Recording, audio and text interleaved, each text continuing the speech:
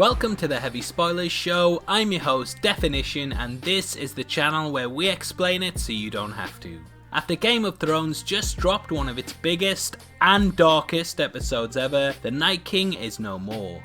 That doesn't mean it's all plain sailing though, and now the tides of war turn towards Cersei, who is amassing an army that looks set to tear apart the survivors of the Battle of Winterfell. Throughout this video, I'll be breaking down everything that you need to know about episode 4, as well as what it could lead to down the line. This is full spoilers ahead, so if you haven't seen the latest release, then I highly suggest that you turn off now. But with that out of the way, thank you for clicking this video, I hope you enjoy it. Now sit back, relax, and let's get into my ending explained breakdown of Game of Thrones Season 8, Episode 4. Okay, so just a quick recap of Episode 3. The 90-minute epic saw one of the biggest lies ever put to television. Game of Thrones fired their lighting director, Jorah did one of the worst White Knight plans ever, and Arya did her best impression of Rey in The Last Jedi in order to take the Night King out T-1000 style. Episode 4 picks up with the aftermath of the Battle of Winterfell. Westeros should win an award for recycling after chopping up all those stakes and using them as pyres, but they burn the bodies and the fires go far beyond the funerals as Jon and Dany realise that they never settled on who would get the throne when this is all over. I don't know what it is about the Starks and staring at each other, but this moment shows that there's definitely going to be some tension between them, which is the main thrust of the episode. Dany decides to appoint Gendey as a lord, which to me is clearly a power play that will probably gain his loyalty. This all goes to his head a bit, and faster than you can say, "I'm definitely not a virgin now," he proposes to Arya. However, Arya is now able to put Night King Killer in her Tinder bio, so she turns him down, stating any lady would be lucky to have you, but I'm not a lady, I never have been, that's not me. Savage. That's not the only part of the episode that feels like it's from an MTV dating show either, with Jaime doing the old "baby it's cold outside" line, and Daenerys going to Jon, hoping that he's got the taste of Auntie out of his mouth. Dany says they can be together, but only if they keep their little secret, which,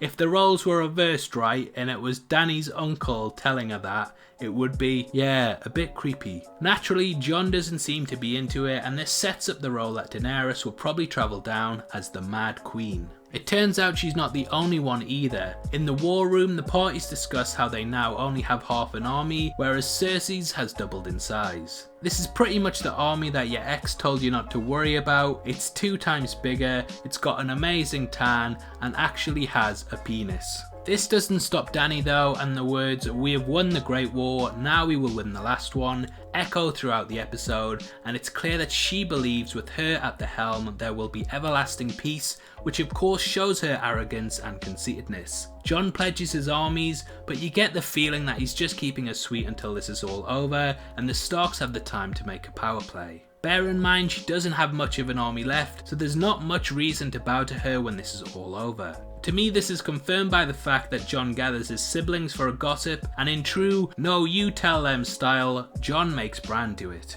At this point, Jaime and Tyrion are chilling, which is when Bronn of Blackwater busts in and tries his luck. Savvy Tyrion offers to double the offer, which is great because we all know Bronn loves money and killing people. Tyrion uses his smooth tongue later to try and convince Sansa that Dany is the dragon to back in this race, but it seems to fall on deaf ears, with gossip spreading faster than an episode of Loose Women, and them all realising that this new information is power. They know Jon has a better claim and that more people like him, so they try to come up with a way that the two can share the throne, but we all know deep down that Dany isn't too good at that. Meanwhile, Daenerys sails forth with her small fleet, which is when we get our first big death in the episode, with Euron Greyjoy taking down Rhaegal with a humongous crossbow. We all know that was Jon's ride, so again this symbolises that Dany will be sole in her ownership of power going forward. Daenerys and her fleet are wiped out, with Missandei going missing amongst the chaos. Arriving back at King's Landing, we see Cersei doing her best Bowser impression, with the castle becoming lined with citizens in order to have a human shield. Word travels fast, with Varys finding out about this and passing it on, which Daenerys wholeheartedly decides to ignore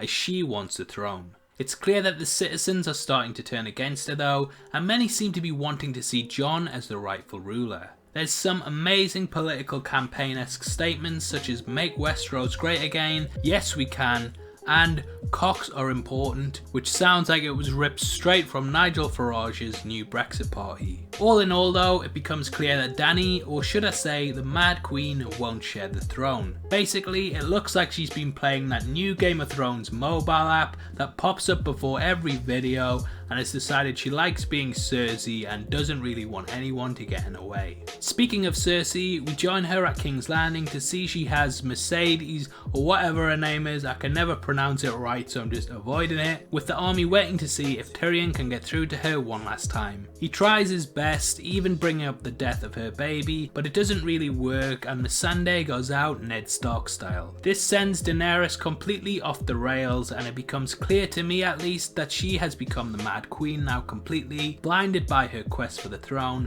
and will take down Cersei and all those at King's Landing no matter the cost. The big standout line for me in this show is the last war line, which of course showcases her arrogance over how good of a leader she will be when she gains the throne. She believes she will be unchallenged, which is of course a stupid point of view to take, especially when people are already eager to see Jon replace her. I think this will be her undoing, and apparently the 5th episode has a bigger battle than the one from episode 3, which will probably see the majority of her forces wiped out, and therefore she will be at the mercy of the Starks, who will wish to oust her from power as soon as they can. Dany likely won't take this line down though, and I can see the final episode dealing with the battle between herself and Jon, as they both put their lives on the line in order to secure leadership over the land. She's slowly starting to sound more and more like her brother, and this arrogance often leads to a fall, which no doubt she is headed towards if she remains this set on power. Obviously, I'd love to hear your thoughts on the episode and if you like the direction that the show is taking for its final few episodes. Comment below and let me know, and if you enjoyed this video then please give it a thumbs up, and make sure you check out my full breakdown of every episode so far, which will be linked in a playlist at the end of the video. This is a channel for people who are never missing television, so if that's the kind of thing you like, you need to subscribe to Definition. Thanks again for taking the time to watch this. You've been the best, and I'll see you next time. Take care. Peace.